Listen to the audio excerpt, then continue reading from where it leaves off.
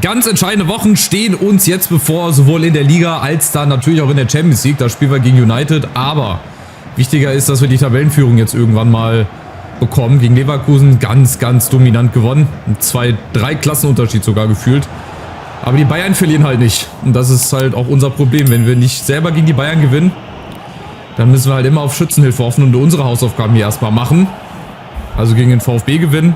Dann haben wir, glaube ich, noch ein Ligaspiel gegen Union. Dann haben wir gegen United das Hinspiel. Und dann 2 Tage später kommen die Bayern. Oder müssen wir zu den Bayern, je nachdem. Also es werden ganz, ganz entscheidende Spiele. Und ich hoffe, dass wir dafür gewappnet sind. Die Mannschaft auch für Hamburg auf jeden Fall. Wir haben einen guten Kader. Da können wir auch gerne mal 2-3 Mann durchwechseln. Müssen wir dann natürlich auch machen.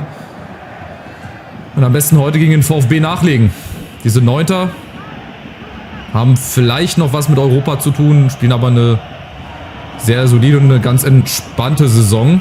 Von daher hoffe ich, dass wir heute hier nachlegen können und einen Sieg holen.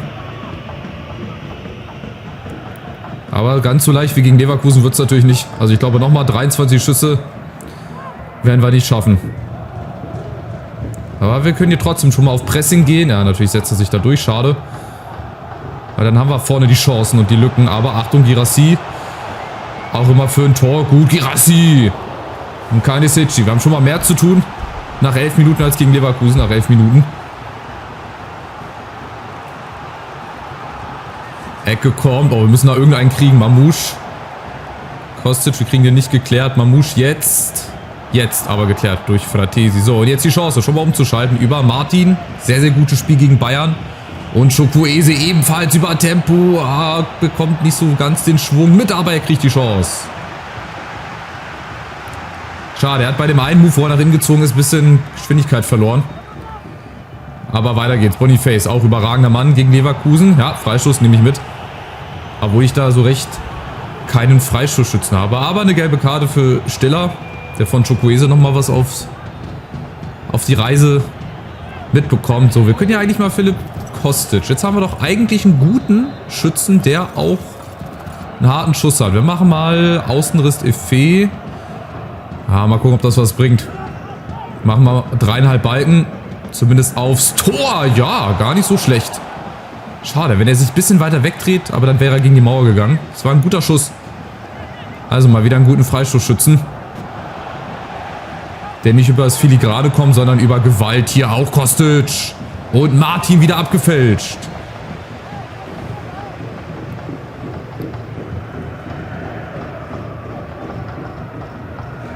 Ja, ich glaube auch die Stuttgarter Viererkette sieht nach einem 4-4-2 aus. Irgendwie müssen wir das hier schaffen. Irgendwie müssen wir da durchkommen. Mamouche hier gegen seinen Ex-Verein unter anderem. Wer es noch nicht wusste, der hat auch mal beim VfB gespielt. Holt sich den Ball wieder. Schön gemacht. Dann ist erstmal nicht so viel Platz. Aber jetzt Martin, genau das ist die Auftaktbewegung. Richtig gut gespielt. Und Chukwueze ist es am Ende, der diesen tollen Angriff vollendet. Da war ich selber von mir ein bisschen erschrocken und auch überrascht, dass ich das so gut gespielt habe. Also hier alleine der Move, der Pass, der war jetzt entscheidend. Der Pass mit der Hacke war natürlich dann nochmal die Sahne auf der Torte und dann von Chukwueze ganz überlegt mit rechts. Und dann kannst du den Ball zuschauen, wie er ganz entspannt ins Tor reinrollt. Super, 4. Tor von Chukwueze. Der macht nicht viele Tore. Ich hatte auch gedacht, er macht so 3, 4 mehr Tore. Aber er macht wichtige Tore und auch vielleicht entscheidende. Und vielleicht war das jetzt hier der Dosenöffner für dieses Spiel. Boniface, oh, guter Pass. Ich habe nicht damit gerechnet, dass der noch ankommt. Mamouche und jetzt aber Martin. Der darf sich einfach nicht belohnen. Genau wie gegen Dortmund, da rastet die Bank auch schon aus. Viele Chancen gehabt, vor allem nach Eckbällen. Hat dann aber leider nicht getroffen. Vielleicht ja heute. Wieder die beiden im Zusammenspiel verpasst. Martin nochmal. Die Chance Chukwueze. Oh, da hat er viel Zeit. Ball ist lang in der Luft. Scheißball. Oh, Akanji, war das ein Handspiel? Sah nach Handspiel aus. Fadiolo Fratesi, wir setzen uns fest. Jetzt müssen wir wieder die Lücke finden. Da ist die Ugarte, wieder Chukwueze. Oh, überragend gespielt. Aber abseits. Schade, schade. Waren, glaube ich, doch 2-3 Meter. Junge, mach mal einen Rücken gerade hier. Das war natürlich auch ein überragender Ball. Wie er den gespielt bekommt, ohne sich einen Fuß zu brechen. Und dann war es leider ganz knapp abseits. Aber wir sind schon wieder sehr dominant. Wir machen bislang ein sehr gutes Pressing vorne. Das klappt. Oh, Fratesi, wenn er rankommt.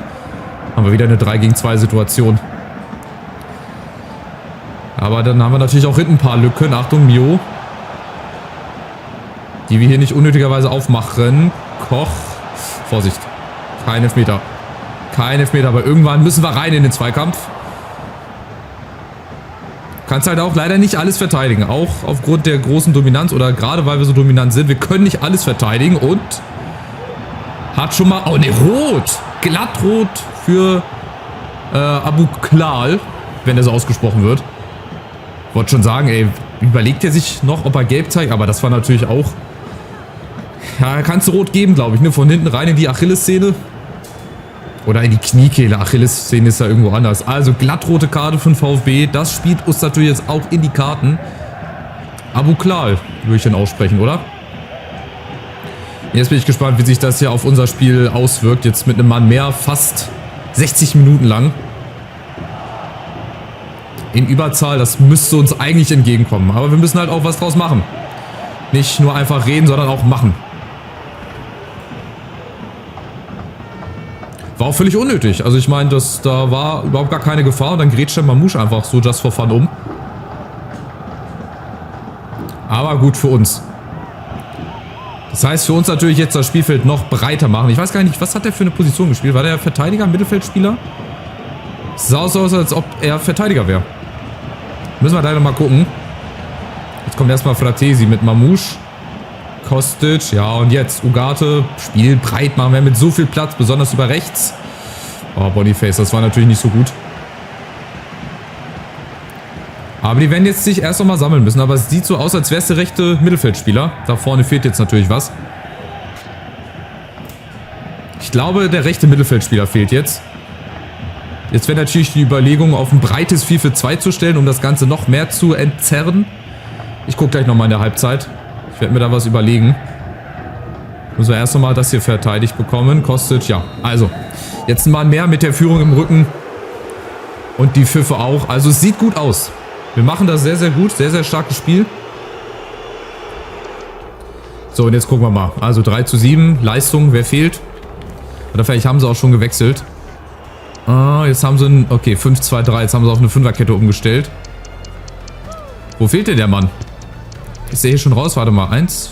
Irgendwo müsste doch was fehlen. Oder haben die wieder aufgestockt? Moment. 1, 2, 3, 4, 5, 6, 7, 8, 9, 10, 11. Aber da passt... Ach, hier, Abuka, ich muss ja auch gucken. Also, es fehlt der rechte Flügelspieler. Die spielen mit einer Fünferkette.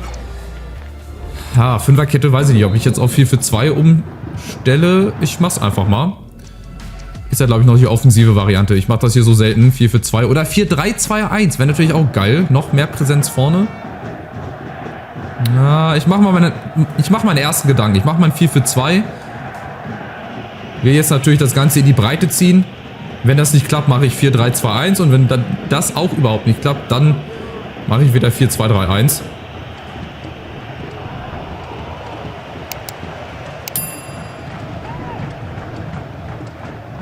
Schauen wir mal, was der VfB macht.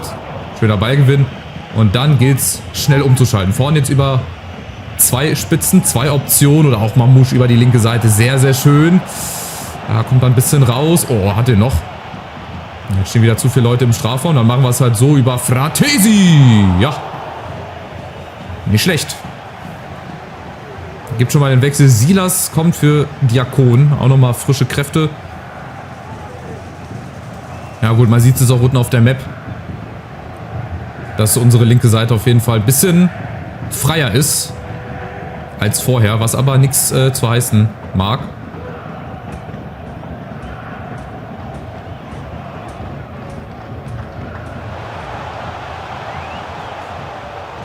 Mio Silas da zum ersten Mal, ja, gegen 2-3 Mann. Das machen wir jetzt wirklich gut. Dann gilt es schnell umzuschalten. Oh, schade, falscher Moment. Der Laufweg war gut von Boniface, aber der Ball dann leider nicht. Und wieder der nächste Ballgewinn. Genau das müssen wir jetzt ausnutzen. Wir müssen sie einfach überlaufen. Über Martin gegen Zagadou. Oh, da kommt er nicht wirklich hinterher. Machen wir aber trotzdem wenigstens der Abschuss. Arubarena. Auch ein sehr, sehr abenteuerlicher Name. Auch noch nie gehört. Und wieder nächste Situation. Wir müssen sie einfach ins Laufen kriegen. Wir müssen sie bewegt bekommen. Breit machen das Spiel. Natürlich besonders über links. Kostic, Mamouche. Abseits, schade. Da muss ich jetzt aber wieder wechseln. Die spielen wieder beide leider nicht auf ihrer Seite. Mein Gott. So. Haben wir getauscht. Und dann weiter. Auch hier müssen wir das zweite machen. Auch wenn die jetzt nur zu 10 sind. Wir werden noch einige Chancen hoffentlich bekommen. Und dann hoffentlich auch das zweite Ding machen. Aber solange es nur 1-0 steht, ist der VfB hier auch noch nicht raus aus dem Spiel. Auch mit 10 Mann. Und ganz besonders, wenn wir die so zum Tore schießen einladen. Girassi, Fratesi, Ugarte mit vereinten Kräften. Freistoß. Ich glaube, ich werde doch jetzt aufs 4-3-2-1 umstellen. Irgendwie habe ich da so ein Gefühl, das wird leider nicht so, wie ich mir das vorgestellt habe. Vielleicht vorne noch mehr Präsenz. Mehr Leute im Strafraum. Jetzt kommt aber erstmal Ito. Oder Mio. Oder gar keiner, sondern Angelus Stiller. Oh, Kanisici. Abseits. Abseits. Lässt den Ball einfach nach vorne klatschen. Genau das ist immer das Problem. Das ist immer das Problem, auch wenn du nur mit 10 Mann spielst oder beziehungsweise ein Mann mehr bist. Ja gut, das waren 100 Meter Abseits. Aber eine Situation, ein Freischuss, wo du nicht gut aufpasst und schon hast du den Ausgleich. Aber genauso gut haben wir auch Chukwueze. Der macht das gut. Schade, dass das Pressing nicht klappt. Achtung, abenteuerlicher Ball.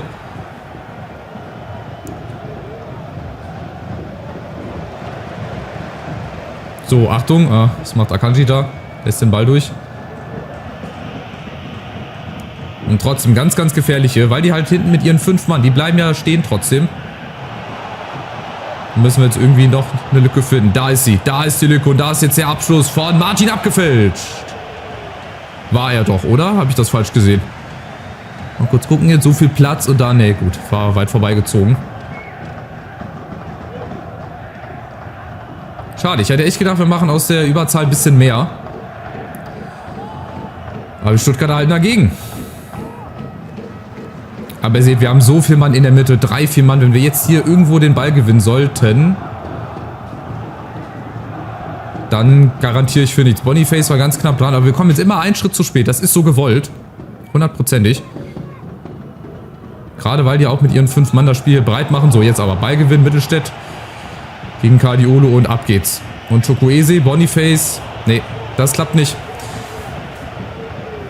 Da tun wir uns überraschenderweise sehr, sehr schwer. Gegen 10 Mann. Also das bekommen wir nicht so gut hin, wie ich das eigentlich wollte. Achtung, Mio jetzt, Robin Koch. Nein, nein, nein, kein Foul. Da brauchst du dich auch nicht fallen lassen. So, jetzt die Chance umzuschalten über Mamouche. Nein, auch da ist der VfB wieder da mit ihren 5 Mann. Aber jetzt der Platz. Chukwueze. Kommt nicht ran, Cardiolo dafür. Flanke sehr, sehr gut gespielt. Und da ist er. Jetzt belohnt er sich. Martin mit dem zweiten und mit der Entscheidung. Ganz wichtig, brutal wichtig.